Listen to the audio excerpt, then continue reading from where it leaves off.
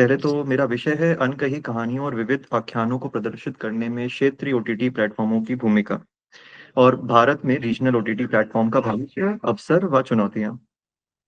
तो इस पर मेरे विचार ये हैं कि बढ़ते चलते साल एक एक नए युग की ओर ठेल रहे हैं, जिसमें विवेचनाओं और डिजिटल क्रांति से लिप्त एक आभासी युग हम लोग के पास है। इसी इंटरनेट और प्रौद्योगिकी की दुनिया में ओवर द टॉप यानी ओटीटी किफायती और उचित मनोरंजन बनकर हमारे सामने आ खड़ा हुआ है।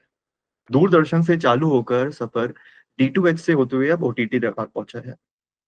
भारतीयों का कंटेंट खपत व्यवहार का विश्लेषण करें तो हम समझेंगे कि एक ओटीटी उपभोक्ता अपने दिन का अमूमन 70 मिनट समय वीडियो स्ट्रीमिंग प्लेटफॉर्म पर बिताता है। इस लिहाज से देखा जाए तो ये नए उद्यम वृत्त चित्र वेब सीरीज के माध्यम से दर्शकों को लुभाने में कामयाब रहे हैं और अपनी उपयोगिता बड़े मंच पर साबित करने में सक्षम है। गौरतलब है कि कोविड महामारी के बाद से सिनेमा घरों की मुख्य धारा संस्कृति से विलग ओटीटी प्लेटफॉर्म ने अपना साम्राज्य स्थापित किया है।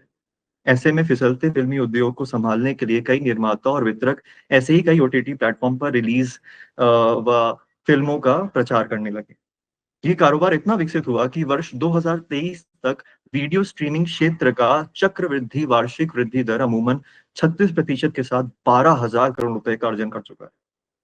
जहां एक और समूचा ओटीटी तंत्र मसालेदार या विदेशी कंटेंट परोसने की दौड़ में कार्यरत है, वहीं पर भारतीयों को अपनी जड़ों से जोड़े रखने के लिए क्षेत्रीय ओटीटी प्लेटफॉर्म भी अपने दमखम के साथ मैदान में लगे हुए हैं। भाषाई विविधता और विरासत को संजोने में क्षेत्रीय ओटीटी प्लेटफॉर्म में अनूठा अवसर दिखता है। पश्चिमी रंगढंग के चोले को चुनौती देते ये प्लेटफॉर्म व्यक्ति को अपनी मूल या लुप्त प्राय भाषाओं में उपलब्ध सामग्री का उपभोग व सराहना करके भारतीयता का रखरखाव करते हैं।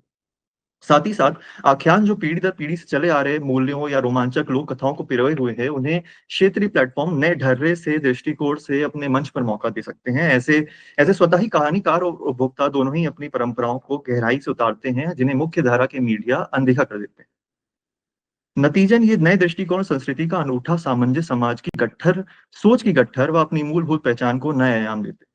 इसके अलावा कई क्षेत्रीय इकाई डिजिटल दुनिया से दूर रह जाती हैं। ओटीटी इन वंचित क्षेत्रों को वेब सीरीज के द्वारा एकीकृत करता है या ये दूरी पाटने में सहायता करता है।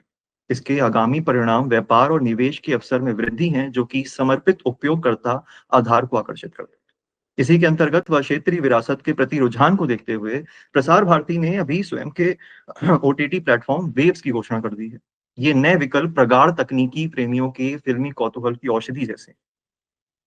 उदाहरण के लिए पाताल लोक पंचायत जैसे भारतीय मूल कंटेंट इस क्रम में नए मार्ग साबित हो सकते हैं। सोनी लिव ने भी मराठी और तमिल कंटेंट को तवज्जो देते हुए उनमें भारी निवेश किया है। उदाहरण के लिए इरु ध्रुवम जैसे शो ने आलोचकों के भारी मत व प्रशंसा हासिल की है। इन सब सफलताओं ने ओटीटी को मनोरंजन के पटल पर एक मील का पत्थर साबित किया है। इस नई सुविधा ने कंटेंट उपभोग को एक लचीलापन देकर नए सिरे से परिभाषित किया है। इन सब सफलताओं के बावजूद ओटीटी परिदृश्य चुनौतियों से रहित नहीं है। एक कम प्रोडक्शन वैल्यू और नामचीन सितारों के अभाव में कुछ बढ़िया कंटेंट अभागे रह जाते हैं और वितरकों व निर्माताओं को नुकसान उठाना पड़ता है। हालांकि विविधता अच्छी बात है, लेकिन दर्शकों को भीड़ भरे बाजार में बेहतरीन कंटेंट ढूंढना थकान भरा हो सकता है।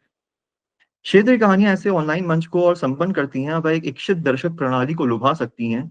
चुनौतियां निश्चित तौर पर डिगाएंगी, किंतु लक्षित कंटेंट क्यूरेशन, सांस्कृतिक प्रामाणिकता, स्थानीयकरण, विपणन व सामुदायिक जुड़ाव जैसे प्रभावशाली तौर तरीके मनोरंजन के लोकतांत्रिक विकास को नई दिशा दे सकते हैं। अंततः स्थानीय कहानियां और सांस्कृतिक सामग्री की बागडोर को थामकर ओटीटी भारत भूमि पर प्रभावशाली आधिपत्य स्थापित कर सकता है।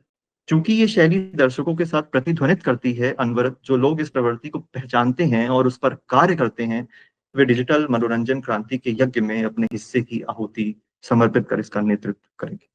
धन्यवाद।